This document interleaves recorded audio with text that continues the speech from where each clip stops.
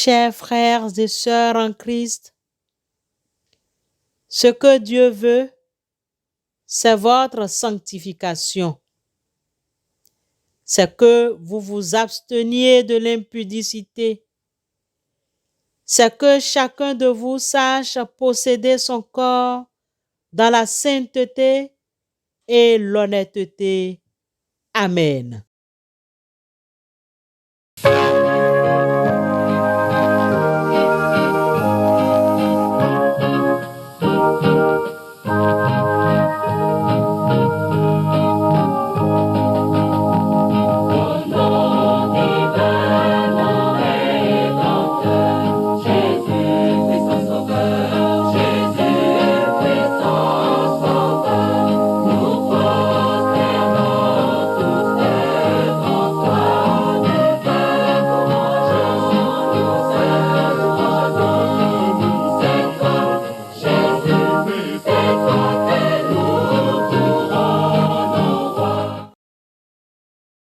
Bien-aimés, nous abordons ce matin les conséquences du péché.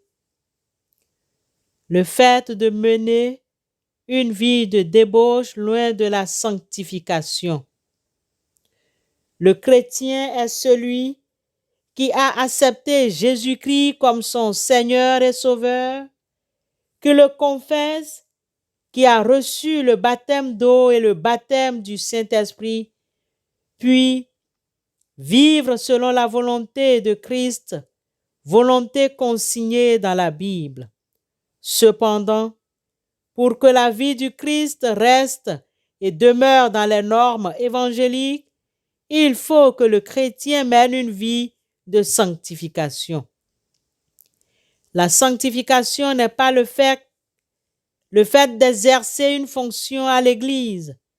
Pasteur, évangéliste, ancien d'Église, diacre, conseiller, choriste, etc. On peut occuper ces postes prétendant être chrétien et ne pas mener une vie de sanctification. La sanctification n'est pas le fait d'être assidu à toutes les rencontres chrétiennes. Vivre dans la sanctification n'est pas le fait d'avoir une très grande connaissance de la parole de Dieu et de ne pas la mettre en application. Mener une vie de sanctification n'est pas le fait de faire les grandes œuvres pour Dieu ou des miracles. Mener une vie de sanctification revient à traduire ses faits et gestes conformément à la parole reçue. C'est le fait d'être mis à part pour Dieu, d'être consacré à Dieu. Dans le livre de Lévitique 20-26 et parallèle, nous lisons: « Vous serez saints pour moi, car je suis saint, moi l'Éternel. Je vous ai séparés des peuples afin que vous soyez à moi. » Lisez aussi Lévitique 21-8. Le chrétien sanctifié est celui qui est séparé des mauvaises façons de vivre de ce monde séculier afin d'être à Dieu seul. Malheureusement, il y a des chrétiens qui ne désirent pas être séparés du peuple au cou raide. Le refus de mener une vie de sanctification nous conduit aux conséquences de la vie de péché. Citons quelques exemples, quelques conséquences.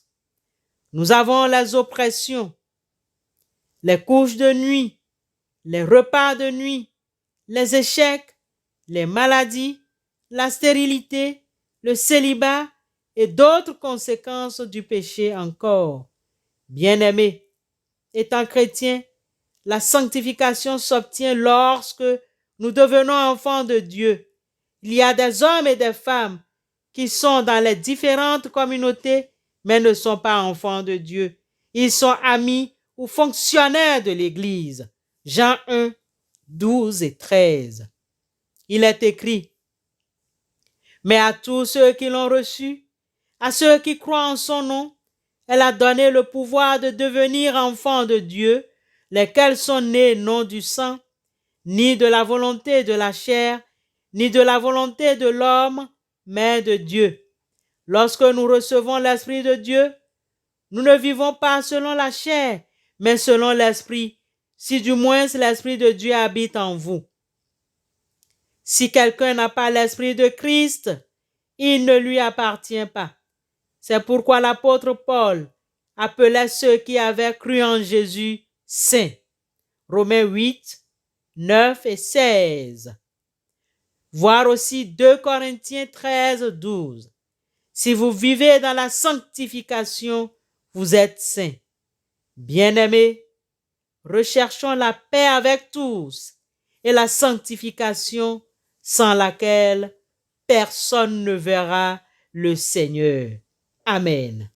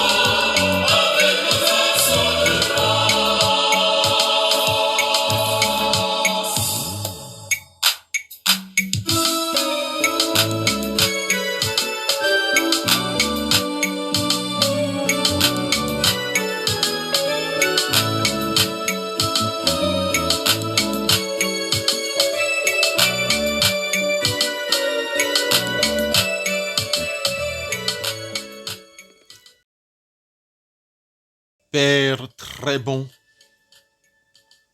conduis-nous par ton Esprit Saint. Conduis-nous à expérimenter la révélation profonde de ta parole, afin de recevoir ton intelligence et que nous ayons liberté de toute forme d'esclavage du péché. Père éternel, remplis-nous de la connaissance de ta volonté en toute sagesse et intelligence spirituelle. Pardonne-nous de toutes nos faiblesses, tous nos manquements, toutes nos fautes, nos pensées mauvaises et l'état de notre cœur. Nous demandons que notre cœur et nos pensées soient gardés purs, sanctifiés en Christ Jésus, par ta paix qui surpasse toute intelligence. Ô Éternel, exauce-nous. Amen.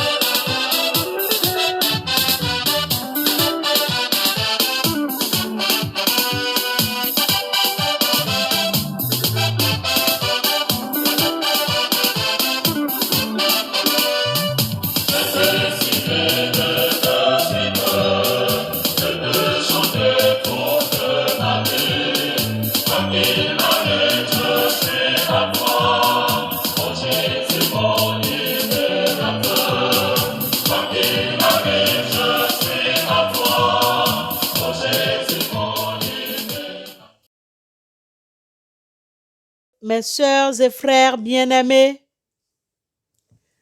toute grâce excellente et tout don parfait descendent d'en haut du Père des Lumières, chez lequel il n'y a ni changement, ni ombre de variation. Allez dans la paix et la grâce de Christ. Amen.